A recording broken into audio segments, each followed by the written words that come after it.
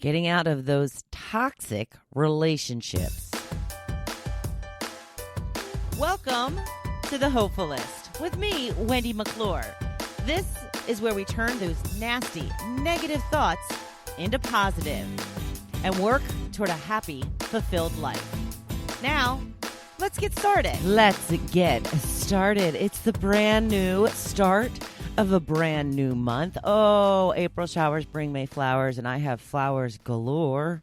Let me tell you, I went a little hog wild on the flowers this year, but you know what? They make me happy.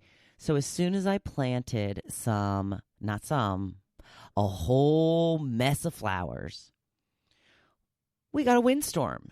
Yeah, I got these really beautiful lilies for the back, and the wind blew them right over because they're tall. And I probably should have gotten something a little shorter for these boxes that I attached to the back of my deck, but they were just so pretty, and I just wanted to incorporate them somewhere, and that's the only place that I could figure out. So that's what I did, and lo and behold, at least two of the flowers have completely toppled over from the wind, and the wind continues today. Oh, springtime. Oh, springtime. You can be so glorious, but yet so disappointing at the same time. It's all going to work out. It's all going to be okay. On to the quote of the day. The most important part of your environment is to be conscious of the people you surround yourself with, especially when you're just starting to flex your new faith muscles, plow past all your doubt, fears, and worries. You need all the strength you've got. And there ain't no bigger oil slick than the peer, friend, or family member who lobs an unhelpful zinger in your path. Something like, I just read an article about how 4 out of 5 new restaurants don't make it. You could lose everything if you give that restaurant idea a chance and it fails. Yeah, I've had this kind of stuff happen to me throughout my life. People trying to talk me out of stuff for concern, out of concern for me, but also, because it's something that they couldn't see themselves doing. There are times that people told me that I shouldn't buy a condo because it would be too much financial responsibility, too much responsibility to keep up with maintenance and all of that. Maybe that was their fears coming out and seeing how they would have handled the same situation. Maybe they didn't ever see themselves doing something like that, so they couldn't see me doing that. It's the same thing with my business. I know a lot of people are talking behind my back. I know. What is she trying to do? How does she think she can make a business work? Well, I'm doing it. A lot of people think I should just go get a traditional job, and there may be some point that I do and indeed do that. But as of right now, I'm putting it all into this business and pickleball. I'm spending a lot of time on pickleball, I have to admit. But it's the people that don't ever veer from the traditional job of working for someone else to get paid money that can't fathom the idea of starting their own business. Therefore, they put that off onto you. They use their own fears to try and talk you out of something that you want to do. And that is why we are focusing on toxicity and negativity this month and how to get out of it, how to get around it, how to avoid it, and, at times, how to confront it. So as much as you can get rid of toxicity, there's always going to be some, and it comes in many forms. But the most toxic of all are people that bring you down or feel bad about yourself. People that may hold you to expectations that you can't meet or don't want to meet, guilting you into doing things and manipulating you into doing things their way. relates somewhat to what I was just speaking about. Now, I want you to know there is no one who should ever treat you like this in your life. And if there is, you have every right to remove them from your life forever. I thought since Mother's Day is coming up, I could talk about my toxic relationship with my mother and how I'm working really hard to forgive her. Now, my mom and I had a volatile relationship. Wasn't always that way, but it progressively got worse over the years. Now, I think we each had a lot of built-up resentment toward each other, and we never really worked through it. So our relationship deteriorated over time. Now, as time went on, we both felt bitter about the things we had said and done to each other over the years. And instead of talking about it, it seemed to be that we were in a competition over who would get the other to do what we wanted.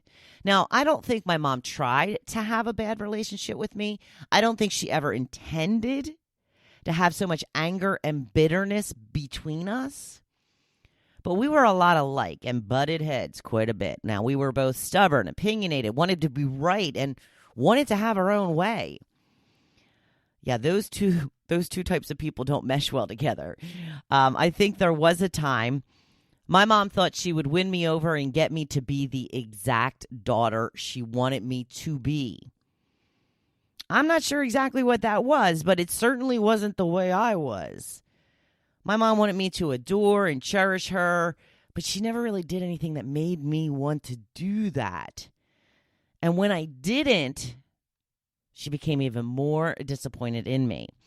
Now, I had a lot of pressure on me. My other siblings had moved to different states, and I was the only one around to attend all the holidays and come around when she wanted me to. Even though I lived an hour and a half away, she would expect me to be at, every occasion, no matter what.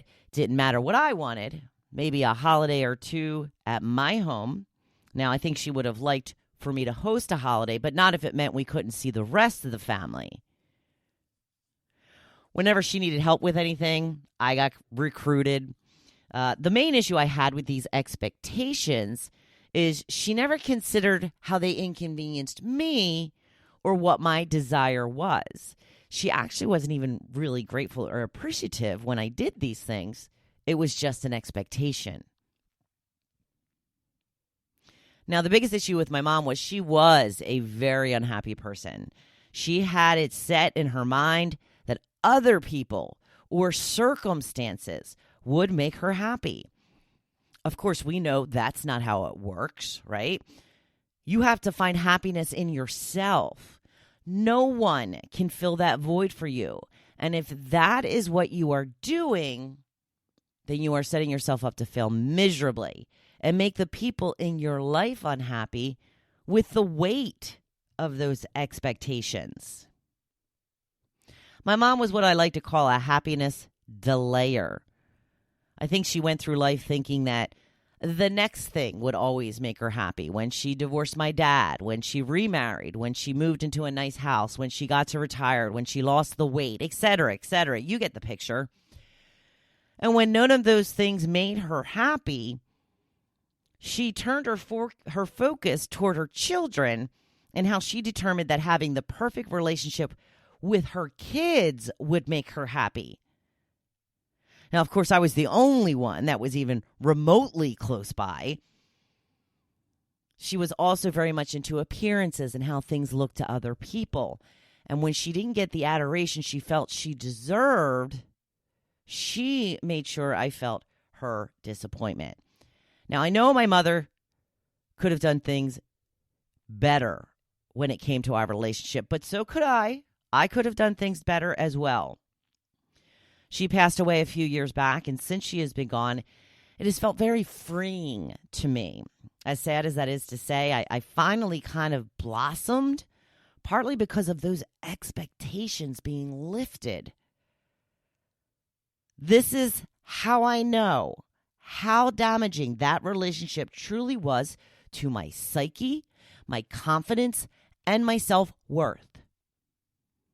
She had an amazing ability to always make me feel wrong and like I was the bad guy. That's how I always described it. I always felt like I was the bad guy or just not good enough. But that's no longer the case. Part of my discovering my hopefulistness is the fact that I don't feel like a terrible person anymore. I had no idea the weight that had on me until it was lifted. It did get to a point where my mother basically gave up on our relationship and sort of replaced me with her niece, and that became her go-to person. She spent a lot of time with her and always sang her praises. Whenever she did, whatever she did, my mother was there supporting her and cheering her on. It was very different from the way she had always treated me. And yes, it made me resentful. My mom wasn't my biggest cheerleader. She would often give me her opinions on the things that I wanted to do, like we were discussing in the quote of the day. And instead of supporting and cheering me on, she would just tell me all the negatives of everything that I want to do, or often she would just make it about her. Well, if you move to the Jersey Shore, then you're leaving me too, just like the rest of them did. Yeah. But after some time to reflect, I realized that when my mom made a relationship with her niece, she was trying to make herself happy. She had finally realized that I was never going to give her what she wanted, so she just moved on to someone who maybe would do that. And they did have a great relationship. She got a lot more from her niece than she did from me, but she also treated her a lot different than she did from me. And honestly, that hurt a lot. It's hard to be replaced, especially by your mother. I could never get her to understand that she treated her niece a lot different, hence better, than she did me. She didn't have expectations of her. She also treated her like she would, say, a friend, not someone who owed her, which is how she made me feel most of the time. But this is not about forgiveness, right? I'm really trying hard to understand my mother's motives for the things that she did, because it is about forgiveness. I'm sorry, I read that wrong. It is about forgiveness. And replacing me was the most hurtful thing that she did, but she didn't cut me off or anything like that. But she did make it very clear who she favored, who she went out of her way for, and who she preferred to talk to at family gatherings. I know now that she was doing the best she could to make herself happy. And I'm glad she found someone who could bring her even some happiness, because clearly I couldn't. And I really am. I really am happy that she found that. I'm still bitter and resentful, but it's getting less every day. Progress, people. Keep at it. Keep at it. So what's the point of this whole story? Well, to let you know that regardless of the relationship with someone, you don't have to take being treated in a toxic way, even from your own mother. If I had known how free I would feel once those expectations and disappointments were gone, I believe I would have cut ties years ago. Neither one of us got what we wanted from the other. And who knows, maybe cutting ties and being away from each other for a while would have given us both pause to realize that's not really what we wanted.